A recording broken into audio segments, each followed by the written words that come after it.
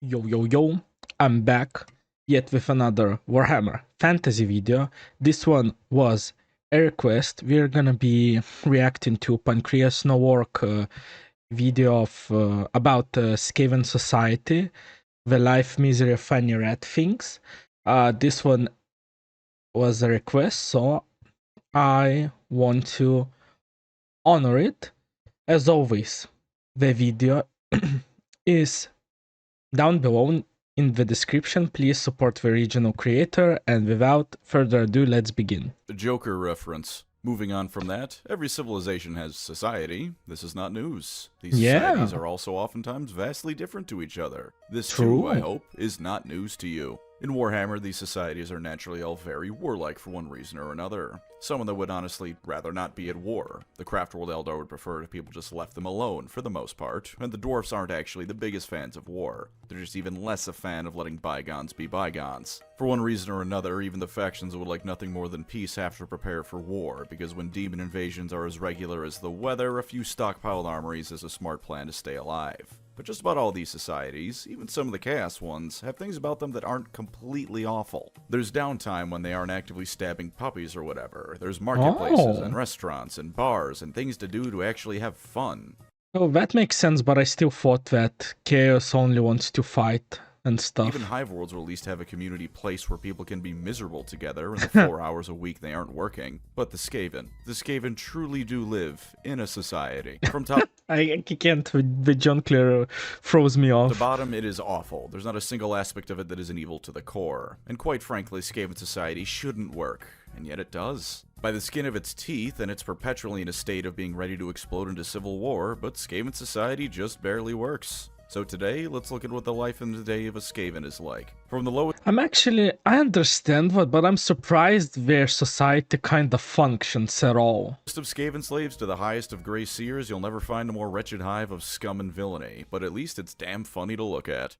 But before we begin, might you be hungry? If you aren't now, you will be eventually, and for that I've just the thing. Factor, the sponsor of this video. Factor is the meal delivery service that sends fresh, chef-cooked, and dietitian-approved meals straight to your front door. You know what makes Factor great? A few things, but first and foremost being how convenient and simple it is. There's no prep, there's no cleanup, no cooking time. Put the package in the microwave for 2 minutes, take it out, and enjoy yourself a nice meal. That's it. That's all you have to do to enjoy one of these fine meals. And not only do they have high standards, having banned over 175 ingredients for being used because they didn't make the cut, but they're also good for a healthy, balanced diet. You get veggies with your meals and all the carbs, fats, and what have you that are the perfectly good kind to ensure you're eating healthy. Factor's great for me come that time. I guess this this is really for people who like don't really have time.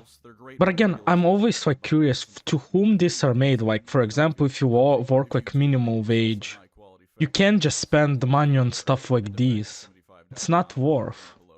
But do your things. Maybe I am the like 10% that wouldn't still be able even to afford stuff like this. To get 50% off plus free breakfast for 1 year. Offer only valid for new Factor customers with code and qualifying auto-renewing subscription purchase. With Factor, eating has never been easier, so why don't you order yourself some today?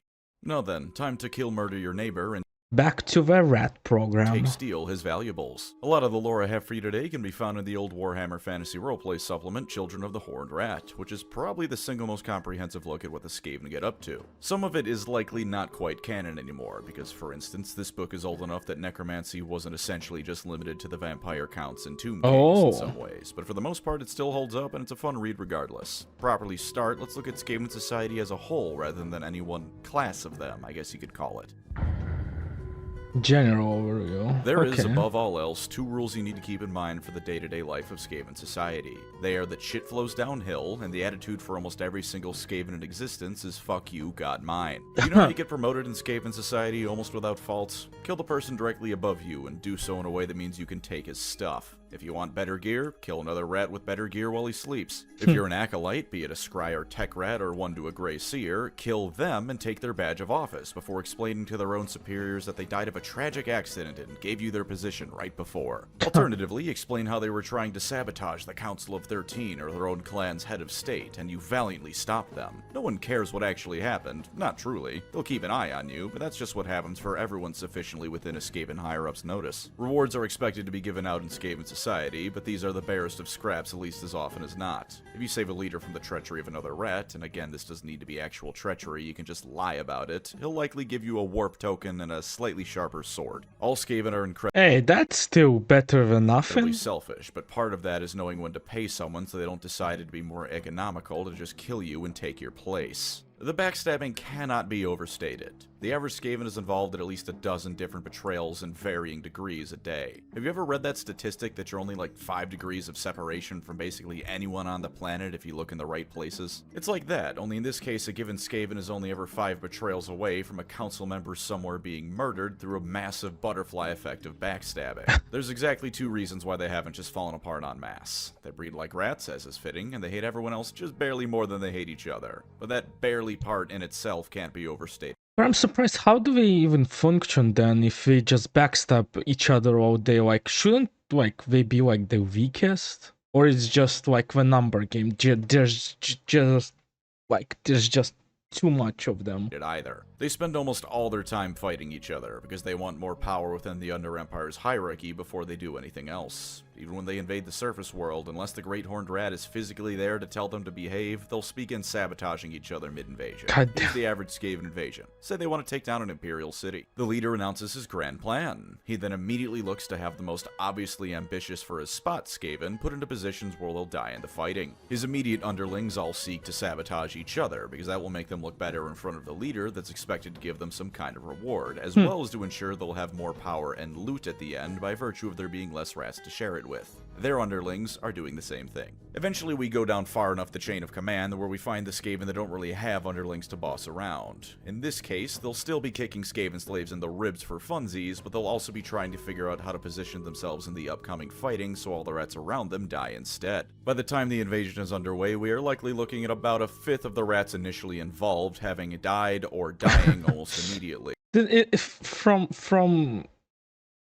From this point, it's miserable. Like, I honestly didn't think it was that bad. Because Skaven view casualties amongst their ranks like we view high scores in an arcade cabinet. Sabotage, assassinations, well, Skaven slaves probably just fall apart sometimes. This goes on until the invasion succeeds or fails. If it succeeds, a new round of backstabbing occurs so that whoever is left standing can take all the credit in front of the Council of 13. If it fails, everyone conjures up an infinite number of reasons as to why it was actually all the other Skaven's fault and why they were only doing what was best for Skavendom, being paragons of virtue. Imagine that scenario, but it's always happening. Shit flows downhill, that part, by the way. This is everywhere, perhaps more so than even the backstabbing. You can find my favorite instance of this in the Thankwell books, because those books are peak from start to finish. Let's say a high-ranking rat is chewed out by his superiors. A Grey Seer is admonished by the Council of 13, but for whatever reason, isn't obliterated on the spot. He will then go on to punish his underlings because he feels bad and is angry at the world, but he can't just start slinging spells at the council. Well, after they get abused, all of his underlings will abuse their underlings to feel better about themselves. This goes all the way to the bottom until we get instances like the Thankwell one, where the clan rats on the boat Thankwell's using to travel start beating their slaves for explicitly no other reason than to look busy and because they were angry they got yelled at.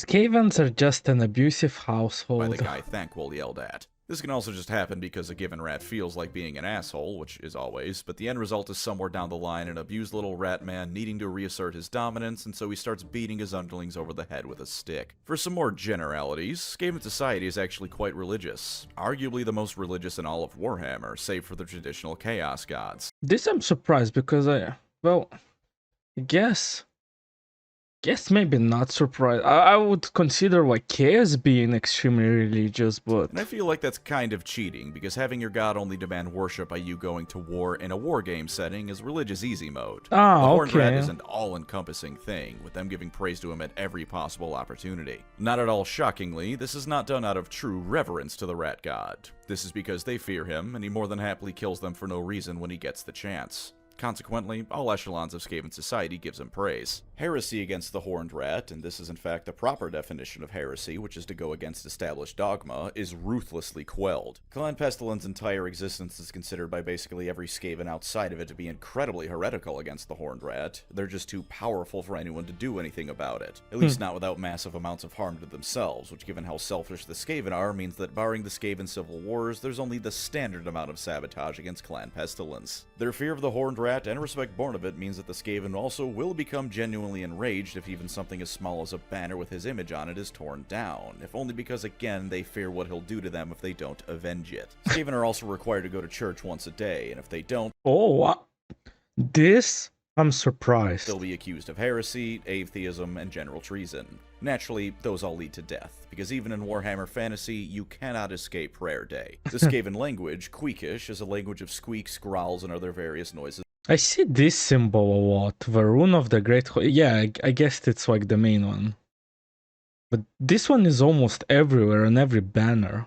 Like that. Even when they speak it as opposed to other languages, they still say words twice and will often frequently jam two words together with the same meaning. Their writing is based on pictograms, because pictures are easier, simpler than alphabets apparently. Although it's not like there's Skaven kindergarten, so maybe that's a good thing. For some last few fun facts before we move on to the tiers of Skaven society, there is an entire segment in the Children of the Horned Rat dedicated to infanticide. If a Skaven clan conquers the burrow of another, it is customary to eat all the youngling Skavens of the defeated clan. The same page also makes mention of how respect is a cornerstone of Skaven culture, which is hilarious to say out loud. Of course, the book really means that sucking up to your leader is customary, not actual respect. While the book mentions that there's undoubtedly at least one Skaven under your feet relatively closely at all times as well, it also says Skaven Blight only has a population of 250,000. Feel free to add a 0 or 2 to that number, I certainly do. And for a nice bit of gross to end off on, Skaven females. They're kept bloated and drugged and exist solely to pump out more Skaven. There is a single line at the end of the segment about them hinting this is at least potentially a ruse, partially. Right? They look so weird. And in one of the Thanquol novels, a rival Skaven has roided up Skaven females as bodyguards. Lovely, truly. Also, do not look up art of female Skaven. Not even because it's going to show you a bunch of disgusting, bloated rat people, it's just an ungodly amount of furry smut. Out of all the races to crank the hog to, you freaks chose the Skaven. Shame on you all. Anyways, let's look at their casts now.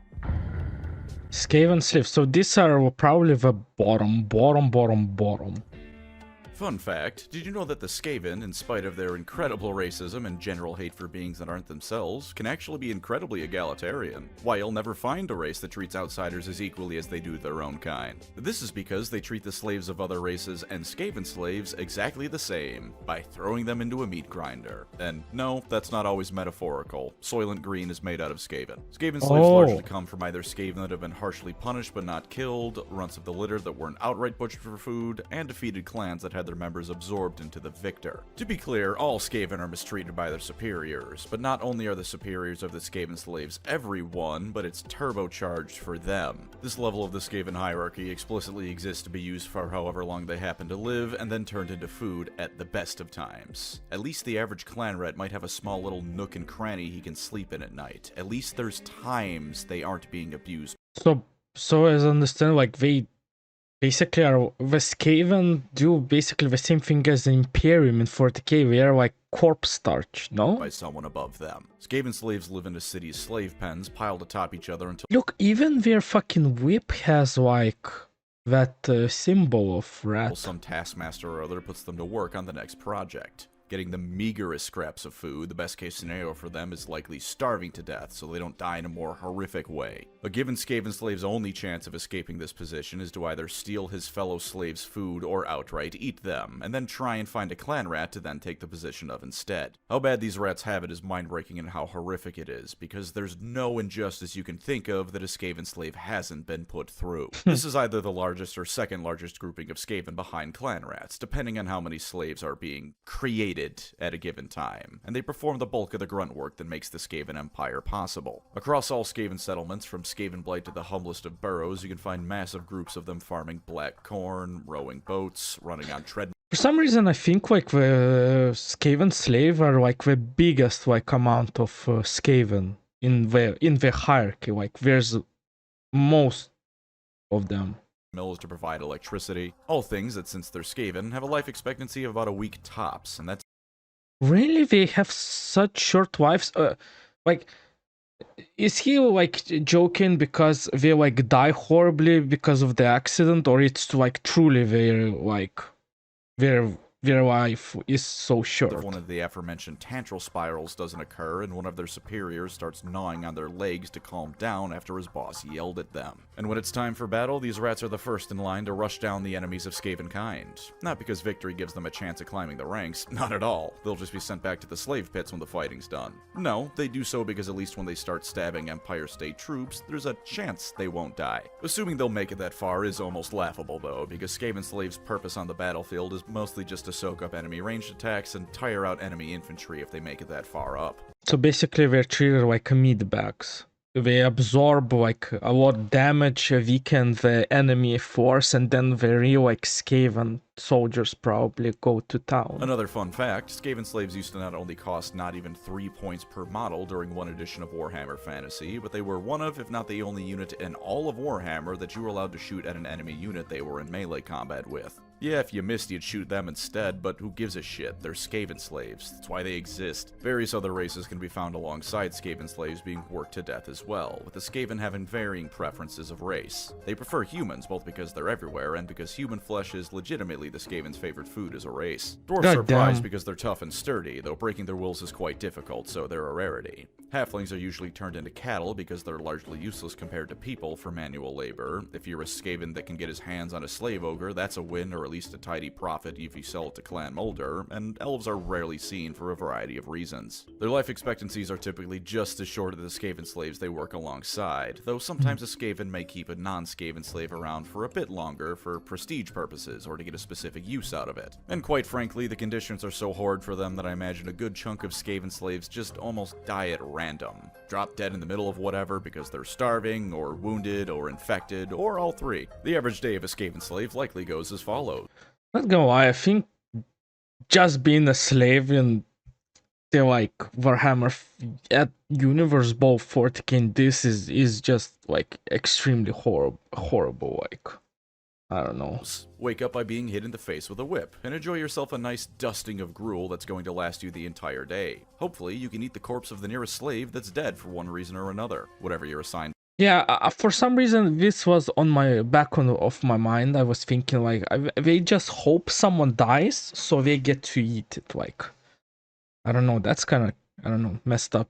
Creepy, I guess. Task is, you are then forced to it. If you're lucky, this is a task that isn't diving headfirst into an orc wa because your superiors decided that's the best use of your soon-to-end life. Assuming that isn't your task, I hope you enjoyed the next 20 hours of brutal work, which at best is likely broken up by your overseers throwing a carcass or something rotten into your workplace and telling you and your fellows to go nuts. You're eventually herded back to the slave pits, no doubt receiving plenty of scrapes, slashes, and boots up your ass the entire time, and overall, it sucks. It sucks so bad to be a Skaven slave. The only thing that's likely worse is someone whose soul has been devoured by chaos. And to briefly go into Age of Sigmar for a moment, the Skaven somehow managed to top even that. Skaven slaves are used in large parts to dig the tunnels in between the realms the Skaven use for transit. Sometimes, a Skaven just falls out of the tunnel into an infinite realm of nothingness. Maybe they die, maybe they fall for all eternity. I don't know the specifics, but I know it's horrifying. Much like the Dark Eldar, if you find yourself as a non-Skaven about to be enslaved, just end your life. Yeah, that also the first thing that popped to my mind, because I don't know, it's just scary. There's a non-zero chance you'll be eaten alive, a massive chance you'll be worked to death, and if you're sold to Clan Mulder, they might fuse you with their furniture, much like the Dark Eldar do. There's no happy ending for Skaven slaves, just death. The closest chance they got was a Skaven slave named Scabicus, who tried to leave a genuine slave revolution. The Council of 13 told his army they'd spare them if they turned him in, whereupon they descended upon him en masse. And the Council killed the rebelling slaves anyways. Such is life in the depths of the Under Empire. Clan rats. Okay, so I think these ones are... first of all, slaves are like, goddamn. I don't know. They live unfortunate, horrible lives, but in a sense, I kind of expected that. Clan rats, I think these guys are just like regular like soldiers. Like they're above the slaves, obviously, but nothing more to them. They probably have better equipment.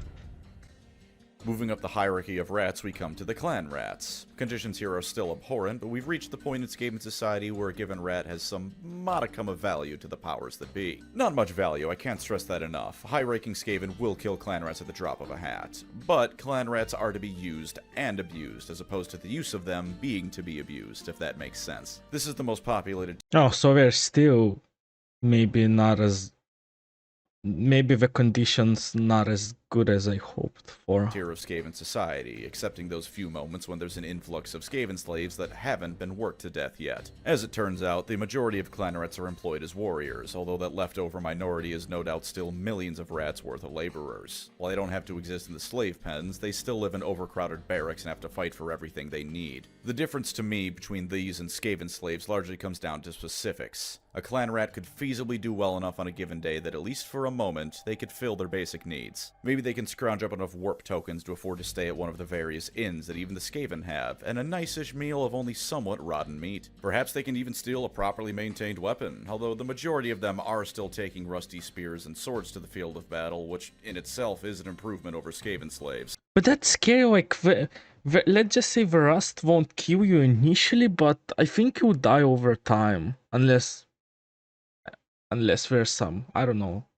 good doctors around in other clans.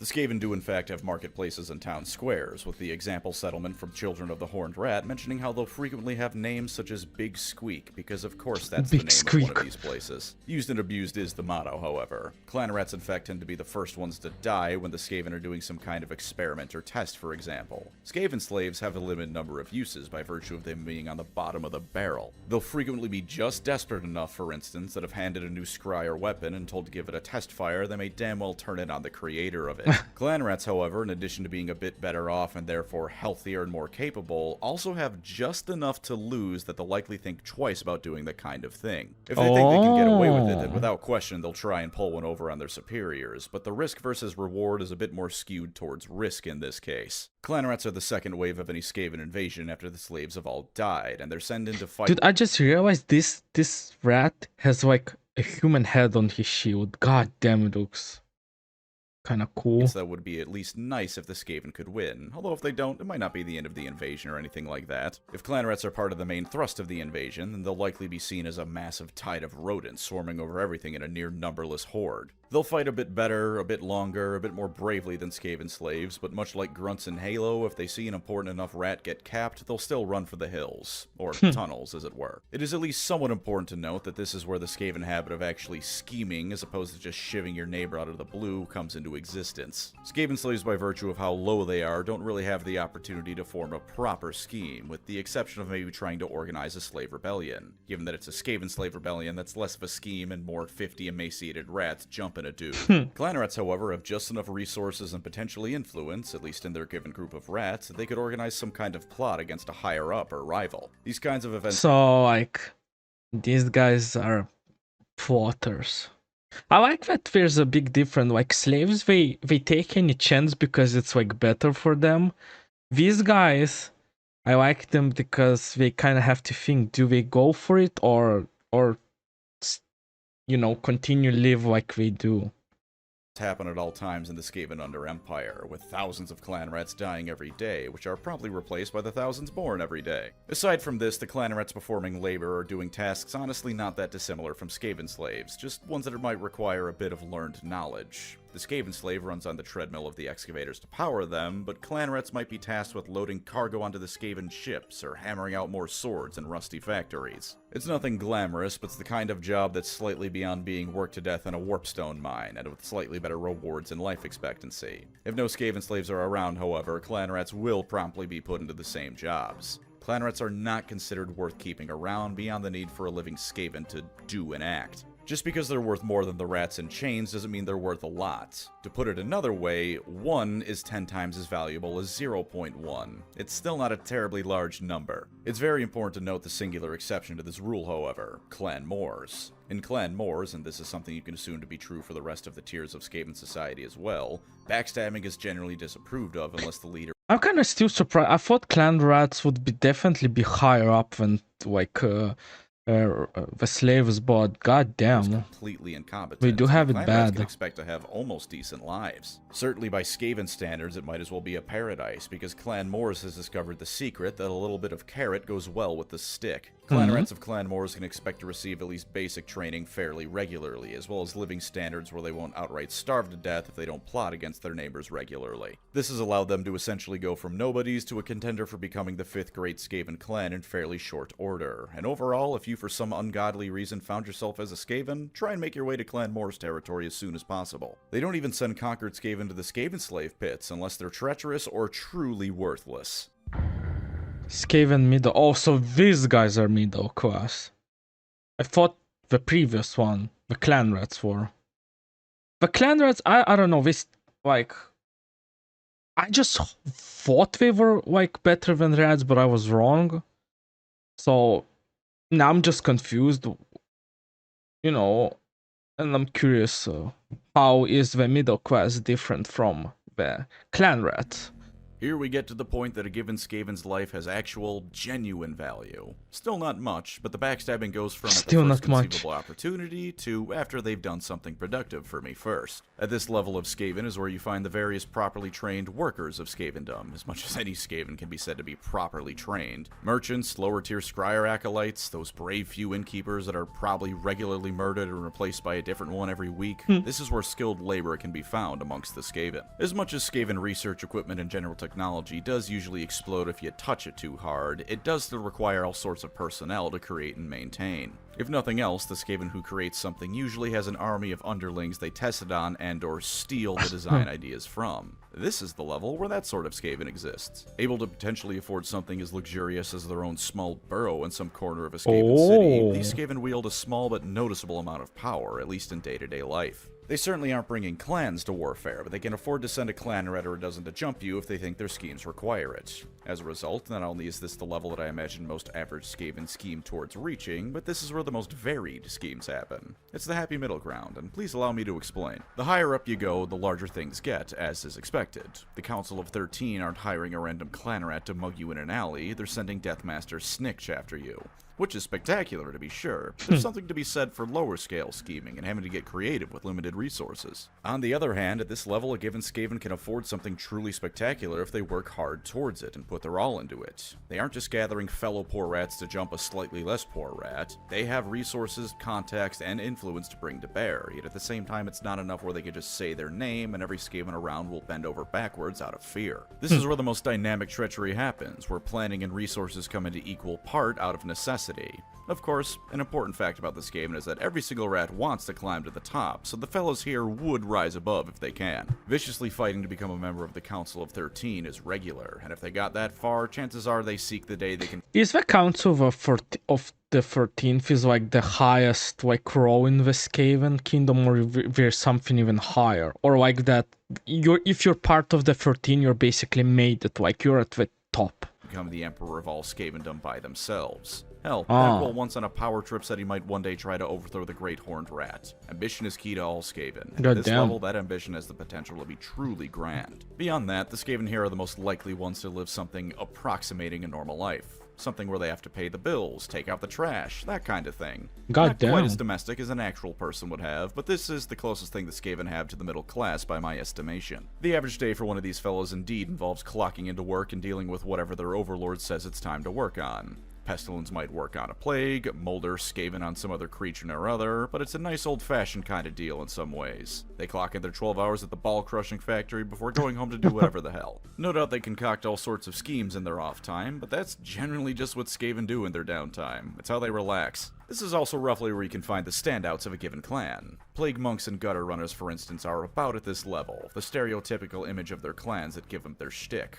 Life is still a struggle even for them, but it's a struggle with something to look forward to at the end of the day. That something is paid for in lesser Skaven blood, but that's just their society. The most noticeable type of Skaven in this class are the Storm Vermin. For those unaware, Storm Vermin are the elite infantry of the Skaven. Of course not equal to the elite of other factions, these are nonetheless Skaven who by virtue of being born with black fur are a cut above the rest, given training to accommodate them and turned into the elite forces and bodyguards of any given Skaven army. They do get some resistance from the common Skaven politic taken because of this, but to make up for it, they'd have to deal with other Storm Vermin rivals of equal upbringing, as well as being used as disposable pawns in the schemes of higher Skaven. For reference, in Halo the Spartan 3s were used when ODSTs couldn't get a job done, and Spartan 2s couldn't do it without dying.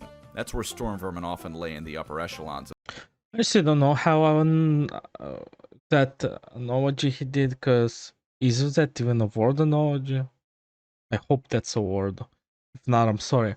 I never played Halo. Skaven politics. The Grey Seer needs an important task done, but the survival of the rat doing it is largely irrelevant. Okay, the middle class seems like, I don't know, a middle class. I kind of expected more, but I guess if they can live a comfortable life, they just need to clock in, I guess that's probably not that bad. Warlords and Grey Seers. These are, I don't know, probably like if the middle class is like workers, these guys are probably like the CEOs of the places where middle class works. This is where we get to the movers and shakers of Skaven society. At the word of a single rat at this level, thousands of lesser ones will mobilize and then die for their betters. For the benefits of this level before anything else, these rats wield great power and can enjoy the benefits such a station brings. Access to breeders, because yes, that is a reward in Skaven society, they're so awful. Warp tokens aplenty, a near-endless supply of minions. Even for the worse-off clans known as slave clans, those who are thralls to a greater one, these Skaven still rule over their underlings even if they do answer to a higher power other than the Council of 13. Politics are an actual thing that happens at this level, not just the Skaven version of politics. Trade So we are in serious territory if there's politics already involved. Deals between clans, the bargaining of massive amounts of slaves, invasions of the surface on at least a localized level. These Skaven wield tremendous power over a localized area, oftentimes quite large areas if they're one of the better off warlord clans. Speaking of, this is as good a type of any to talk about the different kinds of clans. I've spoken before about the four great clans of Scryer, Pestilence, Eshin, and Mulder, the ones that are the most powerful by far and influence all the Skaven clans beneath them in some way or other. Clan Moors as well, which as discussed became a contender to become the 5th grade clan by virtue of being slightly closer to lawful evil than any other one. Aside from that, however, there are two other types of clan: Warlord clan and Thrall or Slave clan. The lore calls them Thrall clans, but let's be honest here, they're slaves to a greater one. Warlord clans are Skaven clans that aren't powerful enough to be great clans, but also aren't under the direct ownership of another clan. This is the average Skaven clan, where all the above tiers of castes, or whoever you want to call them, exist. They oftentimes will have a slightly different culture to the rest of Skavendom, or at least a gimmick. Clan Scurvy, for instance, is exactly what you think something called Clan Scurvy is. Pirate rats. At the same time, the influence of the great clans is not only so all-encompassing, but perhaps more importantly, those are the models GW sells, that naturally those kinds of things still show up in Warlord clans. As the average for Skaven clans, Warlord ones can vary in power from strong enough to at least be a speed bump to a great clan, to barely hanging on out, but still technically independent. Believe it or not, alliances are a frequent thing amongst these clans. Alliances of convenience, based on bullying each other, where everyone involved is ready to turn on the other at the drop of a hat, but it is still an alliance with treaties and expectations. When Skaven invade, you'll rarely find the main clan behind it being the only clan involved, as Warlords call upon all the other rats they can through whatever means they can scrounge up. A given Skaven clan will likely have, if nothing else, various Scryer acolytes and Mulder packmasters, provided they have the funds to buy them, because all Skaven want rat ogres and ratling guns in their arsenal. Bribery and blackmail for us is the sign of a corrupt individual, but for the Skaven, that's just another way to acquire resources and manpower. Thrall clans, meanwhile, are those that willingly or not have become direct vassals of a warlord clan, or more often... So can, for example, Warlord, if he meets like one of those two clans that don't really have... like the leader, can they like hire like their, not hire, like gather their forces and just try to absorb these clans, or not really? Great clans. These Skaven tend to be the poorest of the bunch by default, because no Skaven would submit to another unless there was no choice in the matter. That said, this does happen willingly fairly often. Becoming a Thrall clan to a greater one affords you some amount of resources and protection, if for no other reason than the new Skaven overlords of the Thrall clan will view you as their stuff, and Skaven like their stuff. Even in these instances, however, I'm still comfortable calling them slave clans. A Thrall clan still has a degree of separation between them and the main one, so a warlord of the greater clan is almost certainly going to bleed the Thrall clan dry in a given battle before deploying their own troops. An example of a Thrall clan would be Clan Septic. Clan Septic This sounds wrong. I'm thinking of like, how is that for septic tank? Is that the word? In a rather unusual turn of events for Skaven, see themselves not just as thralls of Clan Pestilence, but as their right-hand men. They, by Skaven standards, throw themselves into battle with incredible fervor, because they fully believe in the cause of the Pestilent Brotherhood. Clan Pestilence naturally loves this, because that means more rats that aren't directly part of Clan Pestilence to soften up an enemy with. Despite this, they somehow keep coming out of these fights alive, so maybe the Horn Rat does have a soft spot for them. Thrall clans in particular have to be especially careful with their politicking. As the underlings of a stronger one, if they're too brazen with gaining power, then there's a high chance their master clan will smash them flat for getting out of line, especially if they outright rebel. In that case, it'll be straight to the Skaven slave pens for any survivors. At the very least, if they have a really good loot haul, their master clan is likely to take almost all of it. Warlord clans, however, have to face not only that kind of problem, as the great clans aren't exactly willing to let a fifth one rise up if they can help it, but also have to be careful with expanding too rapidly. These clans are oftentimes large enough that if a rival Skaven seeks to claim the title of Warlord, he can easily take a chunk of a Warlord's clan's Skaven and resources with him in a civil war, which creates another Warlord. Dude, this is like the territory where it's too much going on, like. Clan. For these reasons, all the clans have to tread carefully. But I guess everything that involves politics is, yeah. I'm gonna pause for a sec. Something happened. I actually have no idea what happened. Sorry about that. Skaven are also rampagingly incompetent, and most of them aren't thankful who get away with it by virtue of being funny to their patron god. Sooner or later, strife comes to a Skaven clan, and how they handle it decides if it ends up being a Warlord clan, becoming a Thrall clan, or the entire thing being subsumed to another clan's ranks of slaves. Grey Seers are different, however. Well, they can be the Wait, I thought Warlords and Grey Seers were like the same thing, but I guess Warlord of a clan, such as Seer Lord Kritislik on the Council of 13. Most of the time, they're independent agents. This would usually be astonishingly okay. in Skaven society, as despite all the backstabbing, being alone means you're open to just normal stabbing by 50 other rats. However, Grey Seers are basically their own class of Skaven. I've just lumped them in with Warlords because they have roughly as much power as one. Okay. Okay, now, okay, that makes more sense Grey for me. Seers are Skaven born with grey fur that act as not only the wizards of the Skaven, but as emissaries of the Council of 13 and the prophets of the Horned Rat himself. There's only ever 169 of them at a time, because 13 by 13 is 169. All of the Skaven fear them on some level for all of these reasons. The simplest is the So what would happen, for example, if one of those 169 dies, and another like gray rat is born, but that rat is a slave? Would it automatically become a seer, or I don't know? There's some different way of becoming a seer. wizardry. While Scryer does have their warp magitech, Clan Eshin as sorcerers, and Clan Pestilence has their magical plagues, by and large, only Grey Seers are allowed to practice outright magic. Any other Skaven doing it has to be very careful and is more than likely to get caught and killed, which is why Clan Eshin and Pestilence are the only ones to really get away with it by virtue of their power and influence. Scryer, meanwhile, is in a weird middle ground where it's tolerated if only because their weapons are too useful. Got a bit sidetracked there, but because the Grey Seers are the trained mages of Skavendom, all the other rats fear them, because when you piss one off, they might just blow you away on the spot. That happens all the time. Again, go read Thankful's books. You should do that anyways. At least some of the instances in them of this aren't happening by him, by the way. I just imagine someone says something to Thanku that he doesn't like it, and Thanku just basically blows Rare up.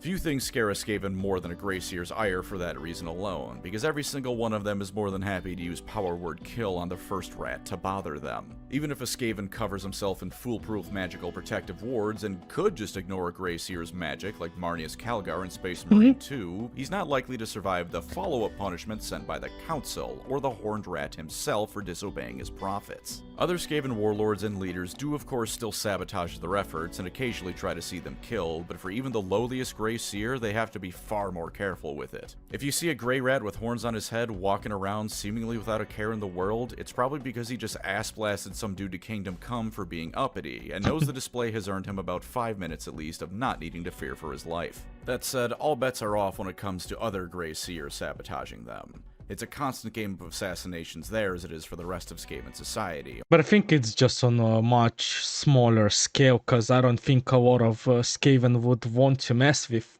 Seers. only this time with the added knowledge that the person trying to kill a Grey Seer is no doubt also a powerful mage. And of course, can't forget about their own apprentices. There's a lot more than just 169 Skaven born with grey fur every year, which is the mark of a future Grey Seer. Yeah, okay, maybe he will answer my previous question I had. These rats become apprentices to an existing Grey Seer, aka slaves and servants at the best of times, and whenever a new position opens up, one of them will take on the role. How do you think this position usually opens up, viewer? Did you guess an apprentice kills his master? Because, yeah, that's generally how it goes. Oh, Failing it's so simple. that, another Grey Seer might kill an apprentice's master, and then blackmails that apprentice to become a Grey Seer that's under their influence. Or a Grey Seer dies in battle and the apprentice just takes their place. That does admittedly happen plenty often enough. Grey Seers also have to contend with the Council of 13's wrath directly, which of course Thankful has had to figure out how to survive on plenty of occasions. Just because they're high up doesn't mean that they're invulnerable, but by virtue of being born grey, they have far more access to luxuries, breeders, and power than almost every other Skaven could hope to achieve. As a quick final note, you could argue that the albino guard of the Council of 13 might be at this level. Similar to how Grey Seers are their voice, an albino storm vermin is a personal guard of the Council of 13. Bred and trained to be actually loyal to the Council, these Skaven go through hellish training to become some of the strongest warriors. So I think if you're like a Skaven and you're born like albino, like white or gray, you're like basically lucky. Around, protecting the Council as well as Grey Seers in general. They're all mute, they may actually be mutants or just dye their fur white, or maybe just turns white magically once they become part of the Council Guard. Either way, while they don't hold much political power, they are fairly immune to typical Skaven backstabbing by virtue of being actually well fed and compensated in exchange for guarding the leaders of the Skaven. That's largely why I'm lumping them in at this level, and because one of them showing up means either the Council is interested in you or an important Grey Seer or Warlord has come to town. Okay. Mess with them and it will not end well. The Council also, this is probably the top, I guess. The true head honchos of Skavendom. These 12 rats dictate what not. Council of 13, but 12 rats. Just a clan, but all Skaven shall do next in their quest to bring about the Great Ascendancy and drown the surface world in rats. You may be wondering why 12 rats are on the Council. I do. Oh, the 13th is the Horned Rat That's himself? because the Horned Rat himself is technically on the 13th seat. He rarely directly intervenes, but I would still advise you to not sit in his chair. I haven't read any lore about what happens if anyone does, but I assume it's a bad idea. The Warlords and other figures that make up the Council of 13 usually come from powerful clans, but Thrall clans can in fact make it on there, by the politicking with their masters of course. Clan Morbidus, a Thrall clan of Pestilence, has a seat on the Council, essentially ensuring that Pestilence always has at least 2 votes on any matter. The Council of 13 is arranged like a clock around their 13th chair for their god, with the 1st and 12th seats closest to the 13th being the most powerful, and the farthest ones of the 6th and 7th being the least powerful seats. Okay. 6-7, 6-7, 6-7, No, 6-7. no! The Great Clans, sure enough, have quite the representation here, as does the Grey Seer clan, but others like Clan Moors that are their own thing, by and large, can be found coming and going from the Council as old members die. Backstabbing at this level involves sending entire armies of lesser clans after those of another Council members because of their influence. It's the kind of thing that might not even qualify as backstabbing technically, just a declaration of war. If not that, then they can orchestrate actually cunning schemes instead of just stabbing someone who isn't looking. The entire backing of Skavendom is at their beck and call, and when they decide to invade, the Skaven come out to play. Even the Thrall clan counselors, who are ultimately a slave to a greater one on the council, have the power to unmake you. Surprisingly for the Skaven, anyone is actually able to openly challenge a council member at any time. That's surprising, because I thought at least the Council of 13 have to be like the most powerful rats. They have to do is touch the black pillar that holds the commandments of the Horned Rat and challenge an existing member. This is a threefold problem for why it doesn't happen often though. 1. The black pillar is in the center of Skaven Blight, so anyone approaching it is likely to be murdered well before they can touch it. 2. The members of the Council of 13 are the strongest, cleverest, most powerful Skaven there are. You are almost certainly not as clever as them, and you definitely aren't as well entrenched and equipped into Skavendom as they are. Most of the time a council member is replaced is either because they achieve the legendary status for a Skaven of dying a natural death, or more likely because other counselors had them killed instead. And problem 3, which is perhaps the hardest problem to overcome, is the Black Pillar itself. Most of the time a rat touches it, they just blow up. Blowing up tends to be the last thing any Skaven ever wants to do, so even if they could make it to the pillar, few ever actually try. Also, fun fact, most of the commandments on the pillar contradict each other. This is entirely on purpose, because the Horned Rat both wants his worshippers to be clever about getting around them, and because he finds it funny watching them squirm.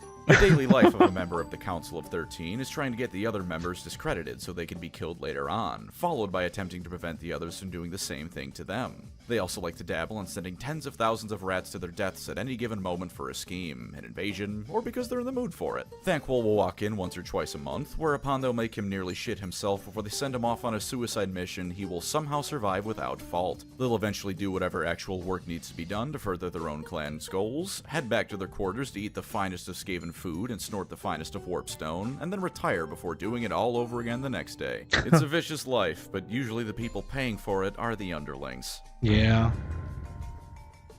I do not mean Skaven courting rituals, because those don't exist. Instead, I mean how they interact with the other races. Obviously everyone hates them and they hate everyone, and it's a lot of knives, but there are some differences between individual groups. I also don't know where to talk specifically about this bit, if not this video, so here it is. Humanity is on a sliding scale of being aware and ready to combat the Skaven. Bretonnia is at the bottom because they suck. This comes directly from the Children of the Horned Rat book, and while it is in universe written by an Imperial, I choose to believe he's right and not being biased at all. Eat shit, Bretonnia, I hate you, please die. The Empire lies in the middle. By and large, the official word is that there's no such thing as the Skaven. Maybe there's just beastmen that happen to look like rats at most. Witch hunters of course know the truth and fight them, and the Empire does have its rat catchers who prowl the sewers as a preventative measure against lesser Skaven incursions. Tylea, meanwhile, is a nation that has the misfortune of being directly next to Skaven blight, and so does not have the luxury of pretending the ratmen don't exist. They fight them tooth and nail and acknowledge their existence, but have largely seen success in fighting them off prior to the end times, where no one won, so I don't count it. Dwarfs are the enemy that Skaven have most fought since the beginning of time, but with both of them living underground.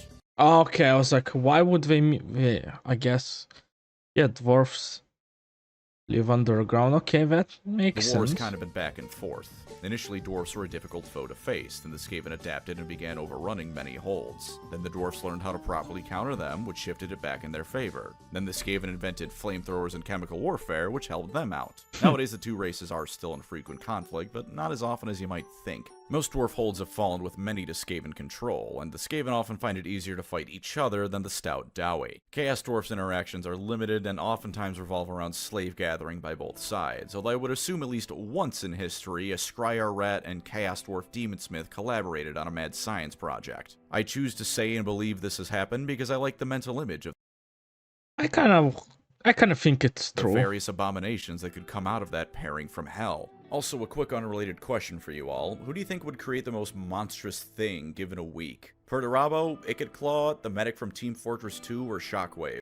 Medic from Team Fortress. My money's on Shockwave, personally, although the medics would still be the funniest for sure. The Skaven also, by and large, try to avoid the elves. They can't get into Athel Loren because the ground is alive and hates them, and they can't get to Ulthuan because it's a continent that doubles as a boat. It's very hard to dig a tunnel through the water, it turns out. They do occasionally have dealings with the Dark Elves, since both races are awful slavers, but both sides also betray each other at every chance. The Orcs are probably the most frequently worked with race for the Skaven, although it is noted in Children of the Horned Rat that this usually ends up with the orcs in question finding out why that's a terrible idea once they're done working together. Goblins are much more wary of the Skaven, being smarter than orcs and being aware the Skaven are literal rat bastards because of it. There's also the Night Goblins, who also make their home underground and as such frequently come into conflict with the rats. Places like Carrick 8 Peaks are a hotbed of Goblin and Skaven warfare, featuring the dwarfs that occasionally try to reclaim their old home. Ogres just view Skaven as meat, so they aren't worth considering. I just imagine some Skaven walk up to the ogres and he's just getting eaten. And the forces of chaos are a bit more varied in opinions, but it of course trends to bad. Everyone knows the Skaven are awful, so no alliance ever lasts. Nurgle gets along with Clan Pestilence alright, but alright is the best case scenario, and there's still plenty of betrayal. That attitude is itself mostly an Age of Sigmar anyways, because of the Grand Alliance system. Slaanesh forces would find them completely distasteful, with the potential exception of a Slaaneshi demon prince that really likes the iPhoney rat video. Hope that sentence ruined someone's day, by the way. Tzeentch probably appreciates appreciates the scheming nature of the Skaven, but he's still not going to work with them. Khorne likely how much bloodshed they create, but he no doubt hates their cowardice. And in general, they do all work together occasionally, but only for the shortest amounts of time. Beastmen are interesting in their relationship, but more in a meta way. In older editions of Warhammer Fantasy, they were essentially just an offshoot, if stable, race of Beastmen. They were their own thing, but they were a subtype of Beastmen. Kind of like abhumans over in 40k. This was done away with, sometimes made ambiguous, and it seems by the time of Warhammer Fantasy 8th edition it was the case that many who learned of the Skaven thought of them as Beastmen, but they aren't. They do have quite a bit in common, it should be said though, as much like the Skaven, the Beastmen are savage, disgusting creatures worthy of contempt who live in squalid conditions of might makes right. Beastmen are VTubers. Treachery that you should hate. Oh, and I guess Grand Cathay for a bit had a Clannish and assassin Cathay the dragon people as an advisor. Like at the Dragon Emperor, there was briefly a Skaven advising a human nation as an official, legal, known-about advisor. Was Zhao Ming in charge of this? I feel like Zhao Ming was the reason that happened. And that is at least the...